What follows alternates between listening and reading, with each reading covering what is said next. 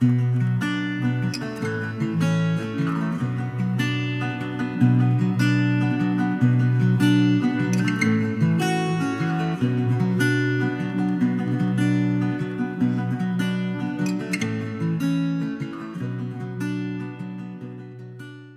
to filming, I applied some foundation over the eye area and then set it in place with some powder to prep the eye. Now I'm taking my Essence Felt Tip Liner pen and I'm mapping out the shape of my winged liner. This is a step I always do because later on I can just fill in the outline with my liquid liner and then I'm less likely to mess up and ruin the makeup. And also at this point, the tail of the outline is going to give me a point to blend my shadows in from. Now I'm taking Brick from Penneys. It's a warm ready brown eyeshadow and it's going to act as my transition shade.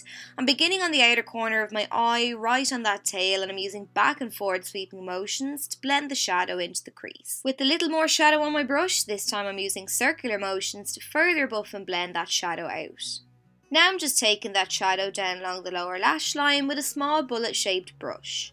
Next then, I'm taking Carbon, which is a matte black eyeshadow, and I'm using a pencil brush to add this into the deepest part of my crease. So once again, I've started on that outer corner and I'm using small sweeping motions to pull that shadow across into the crease.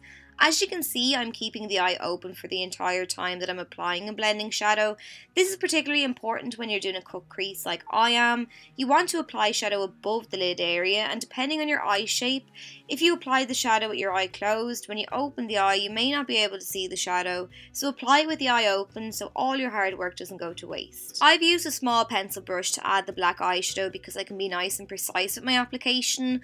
I try to blend as much as I can with the pencil brush and then I go in and finish things off with my fluffy blending brush because I just find I have more control this way.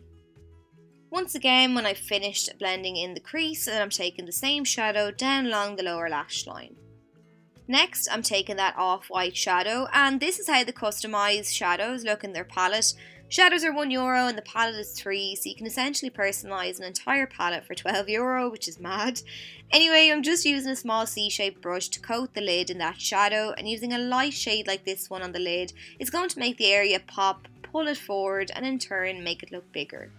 Now I'm using a shimmery champagne shade to add a little glow to around the tear duct. The look is pretty much entirely matte aside from the slightly satin lid shade, so I thought a pop to the tear duct would be nice. Now that I've finished applying my shadows, I'm filling in that outline that I mapped out earlier with my medium of choice, which today is liquid, and now the look is starting to tie together. Once I'm happy with my liner, then I'm moving on to lashes, and I'm using these ones from Kiss, which are exclusive to Penneys. They're so nice and dramatic and I think they complement the look nicely. A lot of the time I find with dramatic lashes the band is quite thick and it makes the lashes hard to apply, but that's not the case with these ones. To finish off the look then, I'm adding a few coats of the Wet n Wild Lash Renegade Mascara, and then that's it. So I hope you enjoyed the tutorial. If you did, let me know, and I'll chat to you all soon.